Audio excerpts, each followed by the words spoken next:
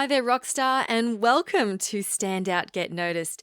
I'm Christina Canters, your host. I'm a speaker, a coach, and the founder of The C Method, where I'm all about helping high-performing professionals and business leaders to build powerful communication skills. You can learn more at thecmethod.com.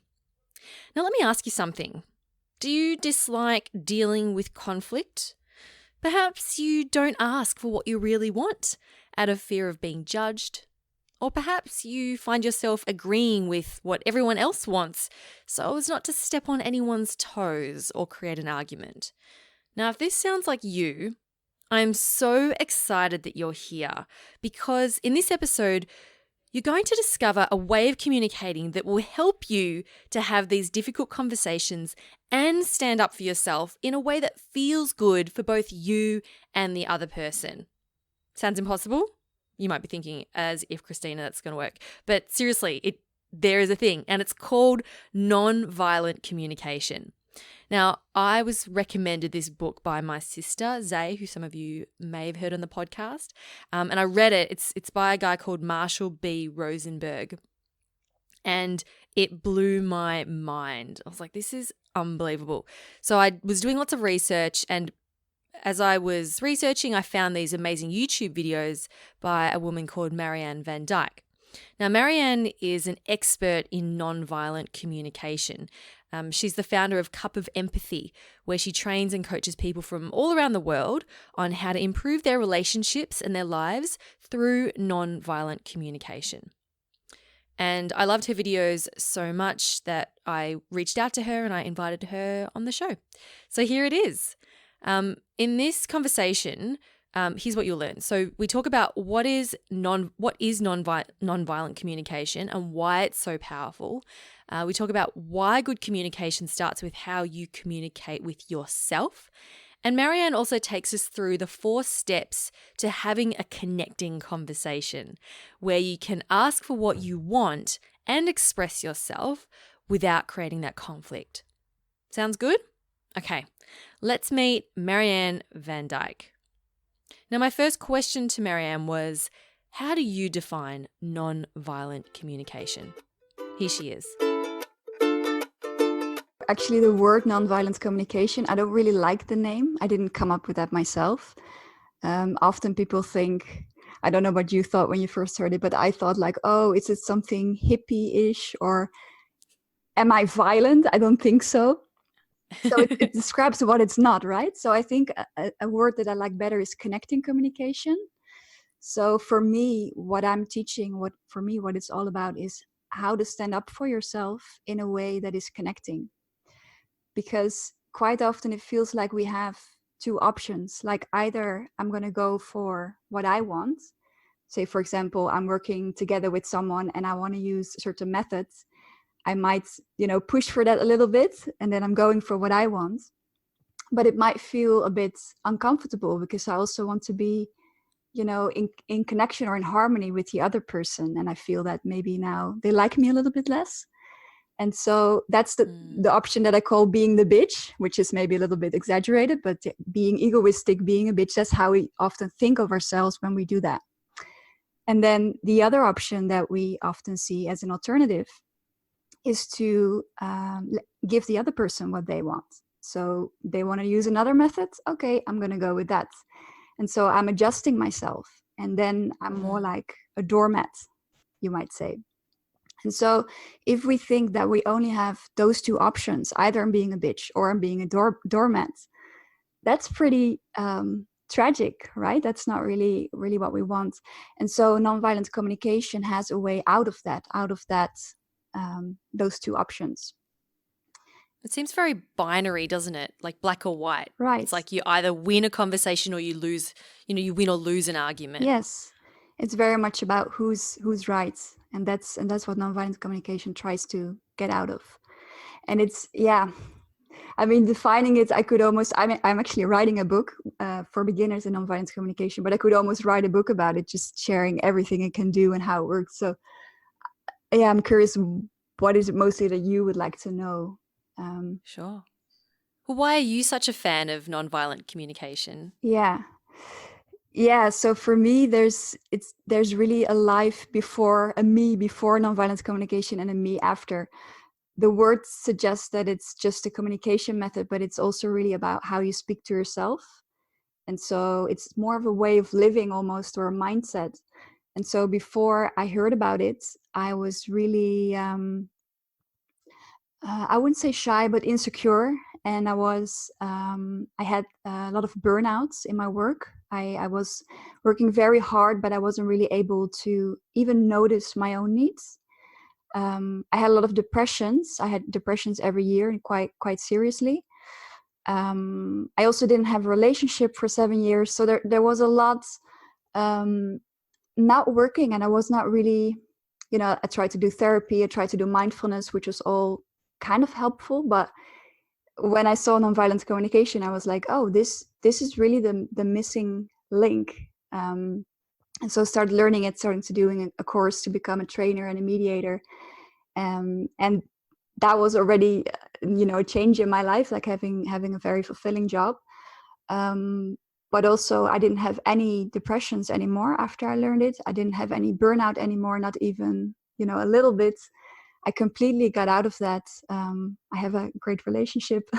So for me, Yep. there's really like, and of course this didn't happen in 1 week, but I can really say that even in the first month of learning it, I felt a lot of changes already. So that's why I'm like, everyone needs to learn this. It's, yeah. Right. And we'll go into more depth as to how, like, what it actually looks like. But Yeah. I'm curious, what was during the time when you were burning out and overworking, what Yeah. was missing? Like, when you say before that it's not just a Mm, way of communicating, it's a mindset shift. What was the shift that you made? yeah. Mm, well, I think it's several things. It's we really get brought up in being nice a lot. At least that's my experience. And so doing just automatically what I think the other person might want, that really, I really made a change in that. Um, So you had and this, so I just want to make sure I've heard you correctly. So did you yeah, have this identity of I need to be nice in order yes, to work well with others? yes, and also again this thought of like, and um, if I get what I want, the other person might not get what they want. And often that was true in a way, like that was my experience. So, and if I would try to stand up for myself, yeah, maybe I would get judgments, or I would. So there was all kinds of things that weren't so great. And so NVC helps to translate judgments from other people, for example, which makes it way less scary to say what I want. Mm, It helps you to say no in a way that is more connecting for the other person, less painful to hear, and so you'll actually be more likely to say no. So it's like not really one thing, but like a series of things that that help me. And it's like the basic mindset is that there's no right or wrong, there's no good or bad. And so as long as I keep thinking that what you did to me, that you did mm, something bad, there will be a clash between us, because that's very painful for you to hear. So you will say, no, that's not true. You will go against that. And so if you go out of that, that's also where, and yeah, the basic principle is that behind every strategy that we have, MVC says that there are strategies that people do, like their preferences, the concrete things that we want. Um, Actually, it's nice maybe if I give an example of that, because it might get a bit abstract otherwise. sure. And it shows how you can get out of any conflict of you wanting something A and I want something B. And this is really for me the key to to stand up for yourself in a way that is connecting. So I have an example actually for me, my boyfriend, which is very simple. So I like to use that, which is that one day I came home and I was really tired. I had done a presentation somewhere. I wanted to be in my bed, sheets over my head, and just be in complete silence. And my partner, I opened the door and he was behind his laptop and he was super happy. He wanted to show me some videos. He was like, "Oh, you gotta see these videos. They're really funny." And I was like, "Oh no, I don't think I can do that." And so on the level of what NVC calls strategies, there was a clash, right? I had the strategy to be in bed with sheets over my head in silence, and the strategy of my partner was to show me these funny videos. And so in our daily life, we speak like 90% of the time in strategies. And conflict always happens on the level of strategies. It only happens on the level of strategies where we can clash, different things can clash. And so what MVC says is that behind every strategy, there is a need. And the word need, I mean, we use that in our daily life as well, right? You might see, I really need coffee, or, you know, I need to do more yoga. And those are, again, strategies. Right. So that in MVC terms, right? So the strategy is the thing that we want to do. Yeah, the concrete thing that we want to do. Okay. Yes. And so behind each of those strategies, there are abstract needs. And so abstract needs are, for example, harmony, understanding, playfulness, to be appreciated, to be heard. And those needs they're abstract, and they are, MVC says they are universal, which means that so let's go with the example again. You know, maybe I could even judge my boyfriend's wish to watch videos all the time. But if I hear his need, maybe I'm curious if you can have a guess what could have been the needs behind our strategies. Maybe his need was to connect with you through watching funny videos. Yes, it's a very close, like he said, it was contact, but it was very much in that area. Yes. And what do you get? So your need might have been for just some tranquility and time to yourself so that you could relax and recharge. Yes, right. Yes. I express it as rest. You know, I long for rest. And so if you go there, it's way easier to find connection. Like, you know, in this case, his wish wasn't really triggering me, but if it would, because he's always watching these videos, you know, hearing that, hey, it's about contact, I might have more compassion or understanding for that. And so then, you know, we knew these needs, we figured out our needs. And on the level of needs, there is no clash. There's no such thing as clashing needs if you use the MVC needs. There's a way to combine all needs. Even if you're, for example, in a group, in a team, there might be, you know, 8 needs. And of course, then it requires a bit more creativity. But in theory, it's always possible to meet all needs. It's a matter of being creative. Absolutely. And so we got creative.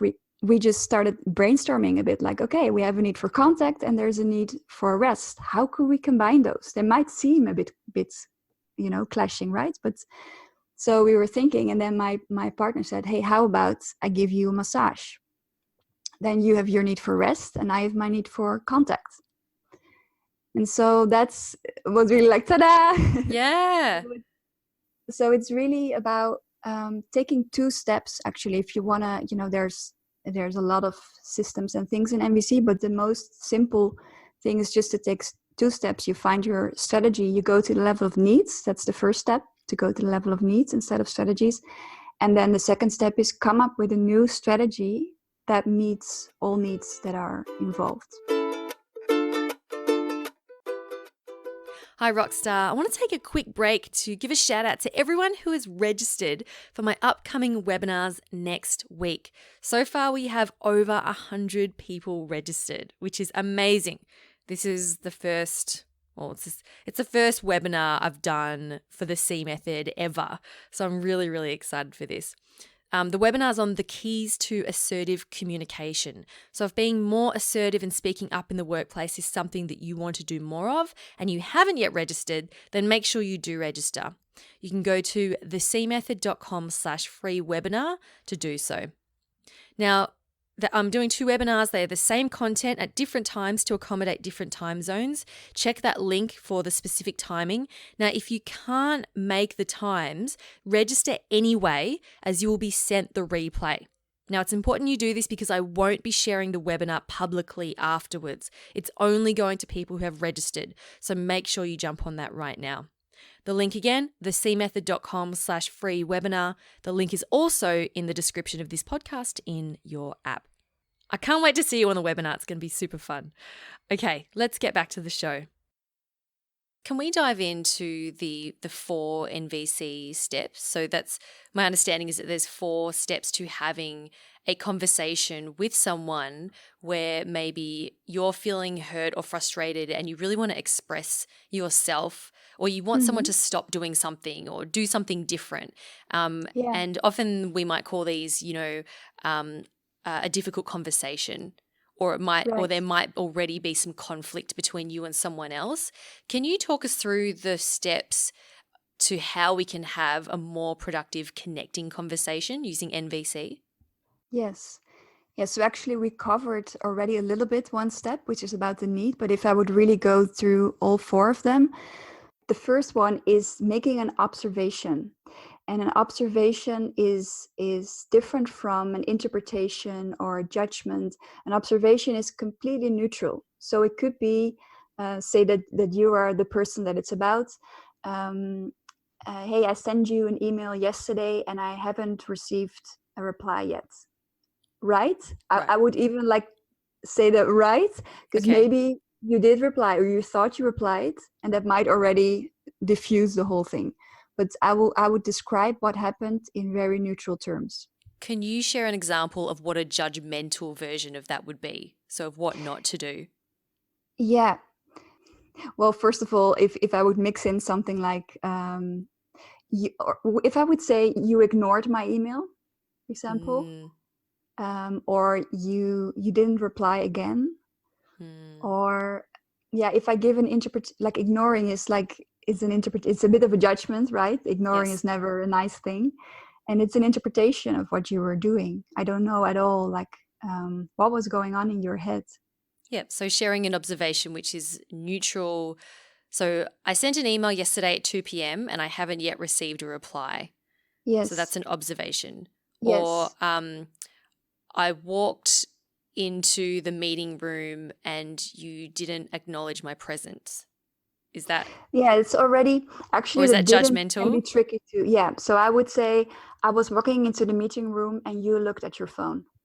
Okay, sure. As soon as you could start defending yourself, when I say my observation, it's not an observation. Say that again. So if I make an observation and you start defending yourself, I know that, okay, that was not an observation that I made. So if I tell you, what was your first version again? It was... So my first version was, when I walked into the meeting room, you didn't acknowledge me. I did totally acknowledge you. Right? Yeah. I already feel like a bit like, okay, I did something wrong. And that's, you don't want to have that vibe when you make your observation, or at all actually, that you did something wrong. Right. Yeah. So I walked into the meeting room and you looked out of the window or you looked at your phone. And then that's the first step, right? So then the second one is to share my feeling. And so in a workplace situation, I might leave that out, but I'm just going to, in order to be complete, I will include it now. And the reason is that sometimes it's just a little less accepted to be as vulnerable. So it depends on the kind of, if you're in a very corporate workplace, or maybe how you feel with this person. But so I could say, I send you the email, I haven't heard yet, and I feel concerned. That will be my feeling. So that's step 2. So I feel concerned. I feel concerned, yes. And also here, and so that's in all the steps, it's very tricky not to mix in judgments. So I feel ignored, for example, is not a feeling. That's actually a thought that you are ignoring me. So yeah, it's maybe a bit too much to really dive into, but if people are curious, I have a whole video about, it's called pseudo feelings. Yes. So I feel ignored, I feel cornered. Those are all thoughts, actually. Something I've also noticed that when I'm working with clients, when I ask them how they feel, they'll say, I feel like I wasn't listened to. And I say to them, no, that's a thought. That's a judgmental thought, because you can't, that's not an emotion. And I know you have a list of emotions that people can download, right? Yes, I have a list of feelings Our and needs, feelings. actually. Yeah. Yes. So then you can just, if you pick a feeling and a need from that list, then you're sure you're in the right, you picked the right one. Yes. Okay. So let's Because say that again, we are let's say we are able to share our yes, I feel concerned. feelings. Yes. Um, and so the next step would be to share the need. And so there's also the need actually to know, to be in the know. So I feel concerned because I really would love to know where you are with the project. So that's the need. I would love to know. Can I ask a question there, Yeah. Marianne? Mm-hmm. Going back to the feelings, why is it important that we do share how we feel? Yes, it's partly for yourself to be heard. It can be very reassuring if, if I say I feel angry, when someone is really acknowledging, like, okay, because the feeling just shows the importance for you, right? If you feel really sad, you want someone to hear that, because then they also know how important it is for you. And it can be more connecting, like, like when someone says, oh, I actually feel a bit insecure, or I felt shame that I messed up with this.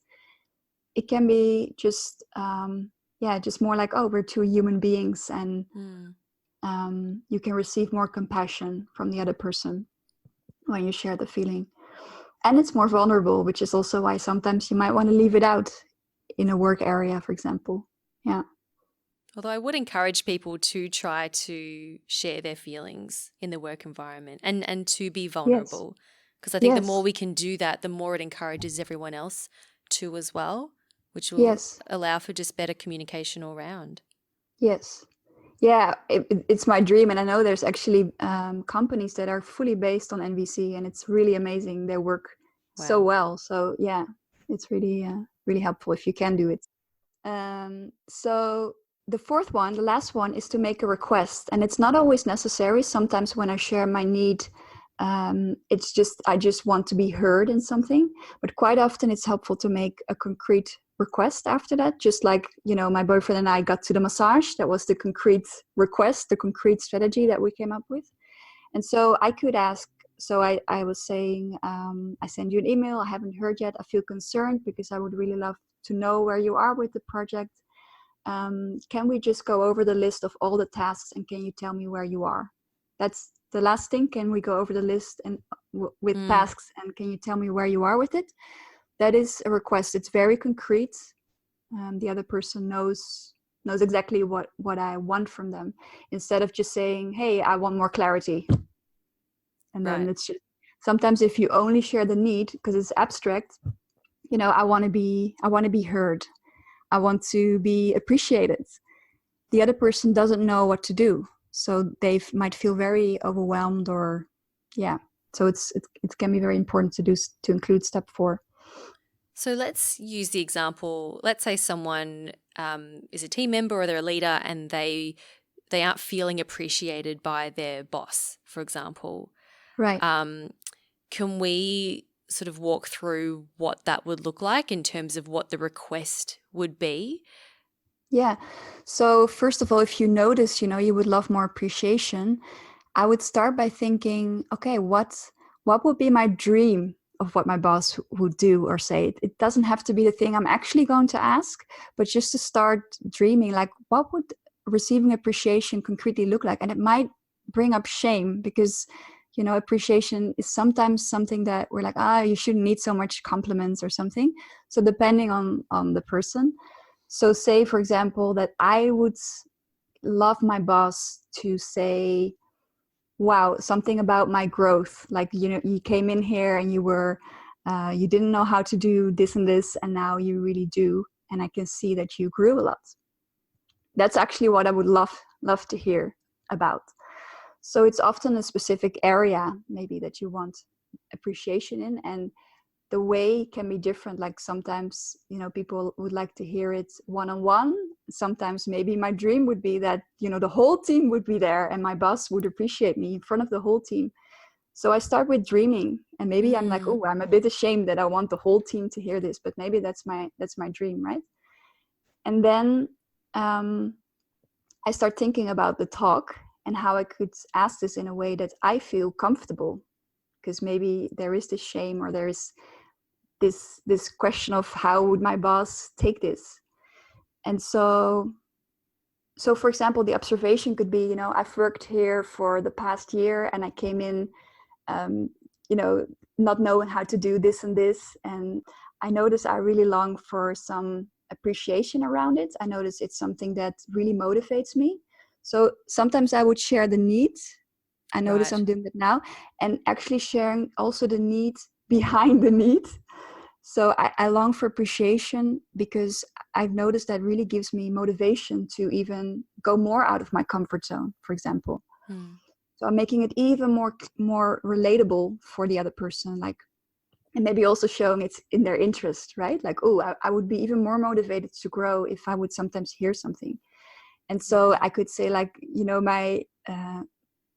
I would really love it if you would be willing to say something that you've noticed in me in the past year around this topic of growth. Would you be willing to share that? Something like that. Okay. I'm curious how that sounds to you, and if you feel like that's doable, or maybe it brings up something like, oh, would people really dare to do that? Or I really like the way you framed it, where you're actually you're positioning it so that it's going to benefit the company as well.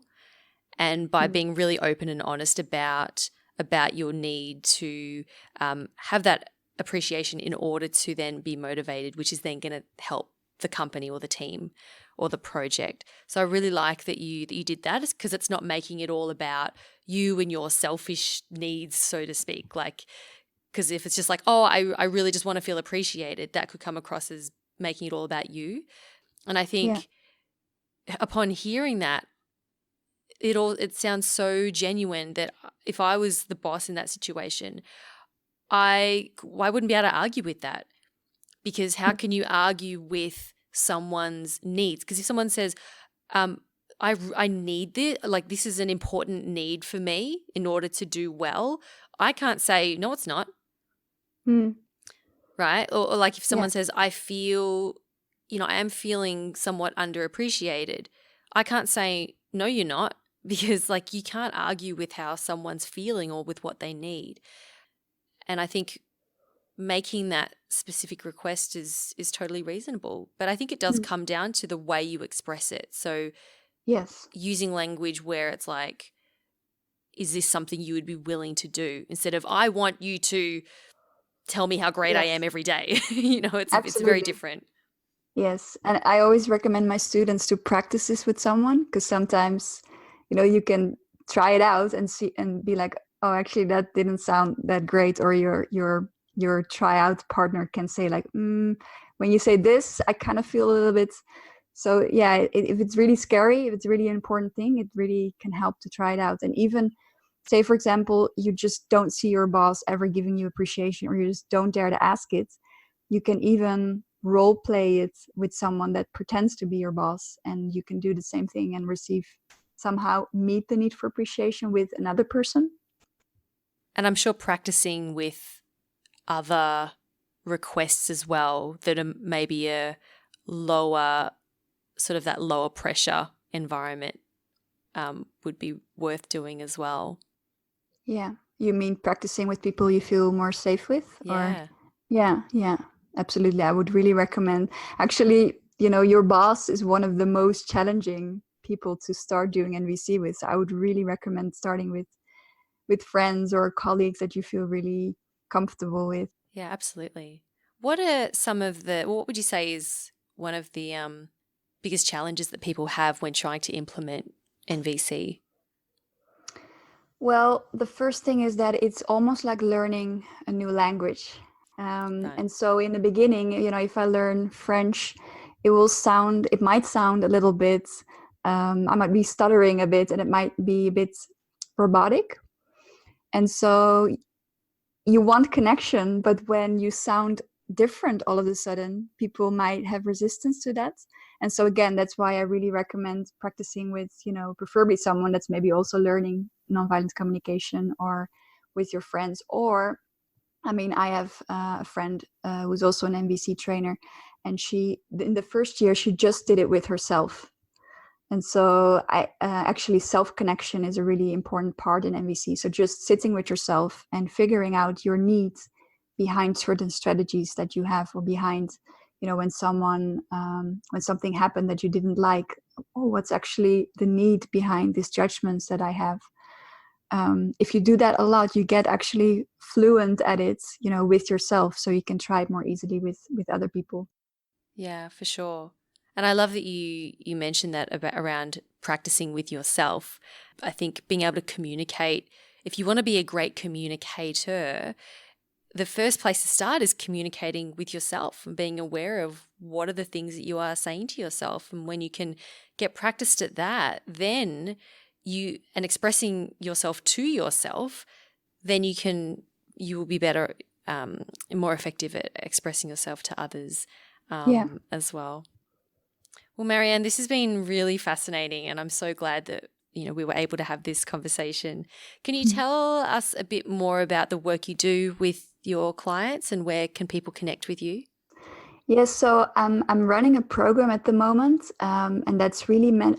I'm really an expert in like intimate relationships with partner and family, but because people were asking me like, oh, I want to do this at work as well, I included a section about that specifically, like how to do it at work. And if people like to try out kind of for free how it's like to work with me, I have a free webinar that's actually next week. And people can find it on my website. It's cupofempathy.com. I'm sure there'll be a link Sure. somewhere. And I guess downloading the list with needs and feelings on my website would be a good one. Or if people don't like webinars, there's a lot of videos on YouTube. If you type Nonviolent Communication, you probably see my channel as well. It's also called Cup of Empathy. Love it. And any final words for the listeners in order to help them get started with NVC, perhaps? The last thing I would say is I see a lot of people going into learning NVC in a kind of self-judgmental way. So, oh, I'm not doing it right. And so indeed, I would really recommend, I have a whole playlist about self-connection, to start there, to start slowly, and to really, to have this compassion for yourself while you're learning, instead of it being another thing on your to-do list, that you have to do right. So yeah, that will be the last thing. Well, it's been such a pleasure. Thank you, Marianne. Yes, thank you so much. A huge thanks to Marianne van Dyke for being such a wonderful guest on the show this week. Make sure you check out her videos and her website. Go to cupofempathy.com. I'll also link up to where you can connect with her in the show notes at thecmethod.com/233. Now, before I leave you, remember, if you have not yet registered for my free webinars, The Keys to Assertive Communication, please do so. Go to thecmethod.com/free webinar and jump on that. Remember, I won't be sharing the replays publicly, so even if you can't make it, register anyway, and I'll send you the replay. And that brings this week's episode to a close. Thank you so much for spending some time with me today. Keep on being awesome, and I'll talk to you next week. I'm Christina Canters, and this has been Stand Out, Get Noticed.